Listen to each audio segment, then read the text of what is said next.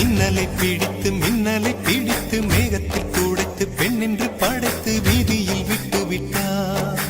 இப்படி இன்னொரு பெண்மையை படைக்க தன்னிடம் கற்பனை தீர்ந்ததை எண்ணித்தான் பிரம்மனும் மூர்ச்சையுற்றார்.